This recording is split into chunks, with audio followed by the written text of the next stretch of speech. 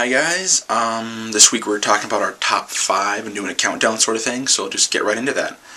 Starting off with number 5 for me is Beck, Mongolian Chop Squad. I've spoken about this one a few times. It's a great story, great music and characters and things like that, and it's something you really identify with some of these characters too, and some of the struggles they go through. And granted, I've never been in a band, so I don't identify so much with the struggles the band goes through, but just the main character, Koyuki, and the struggles he goes through with just school and relationships and things like that. You can just identify with people who kind of have a hard time sometimes and kind of persevere through it, so that's good.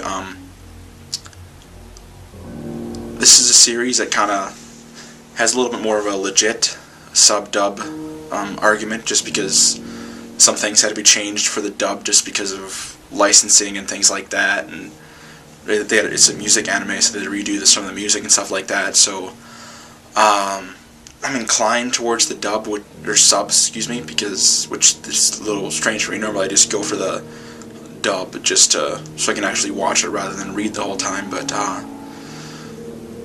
I recommend kind of looking at both of them, because they did a good job with the dub, but some things were still a little bit lost with the sub. And I do wish this anime would have continued on with the story in the manga, because the manga kind of keeps going where the anime stops, and there's just a lot more story there and stuff. And also the manga, very good. Recommend you read it too. So yeah, moving on to number 4.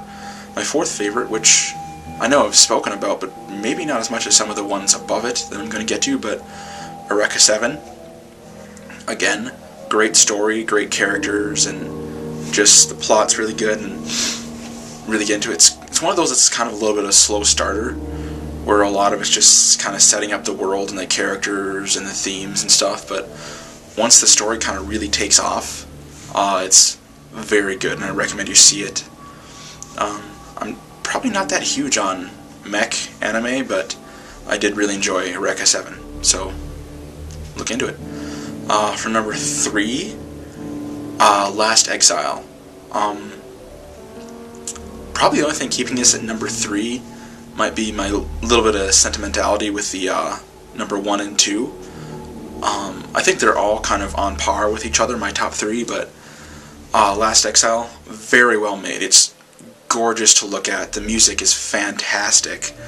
The story is engaging. Just what they did is, well, it's a story about these 2 characters, and they're what's called as vanship pilots. They're basically, they're couriers, or kind of messenger people. They go and they pick up the thing and they deliver it, and they get caught up in this whole war and ordeal that's going on, and it sort of mixes, it's like a steampunk Victorian kind of thing, so it's like a lot of Victorian designs, stuff like that, but they fly around these ships, and like with the kind of the Victorian, with if you think of like a nautical tale with like the ships and like coming along each other shooting their cannons and things like that, it's like that, but they get like flying ships, and it's very, very cool. I recommend you look into it. It's just so well made. It's an amazing series, and yeah, I mean, it's up there on like every single aspect that you could look at it. It's very well done. For number 2, I think we're getting into where people are predicting what these are going to be. My second favorite would be Trigun. Again, the only reason this probably isn't up at number 1 is a little bit higher level of my sentimentality and attachment to my first series, but again, so well made, great story, great characters, just kind of a great world that they created.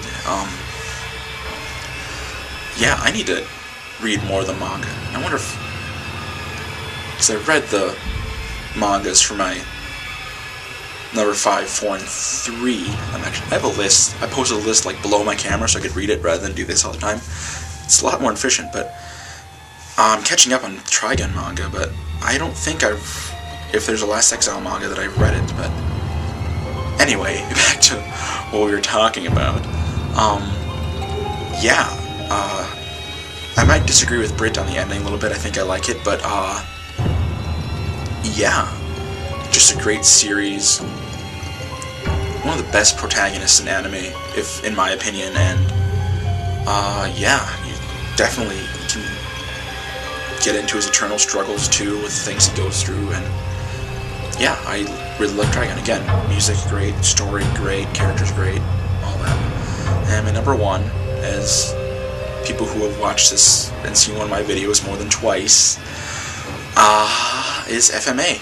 It's my number one. Again, fantastic story, and a lot of this, even though it wouldn't need this to become a person's favorite, but it is the anime that got me back into anime, which was pretty cool and kind of opened me up to some of these other ones that aren't quite my favorite. But yeah, it's a fantastic story, and I need to try to start watching the new series again, because it kind of follows the manga a little more.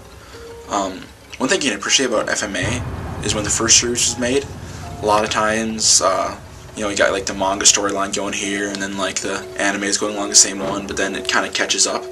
So it kind of goes off like this and does its own thing with fillers a little bit until this kind of picks up a little again, and then you can go, so it can catch up. And instead of doing that, they kind of, using what they had so far, sort of went along their own little storyline there, and kind of came to their own little ending, rather than beating us over the head with spoilers.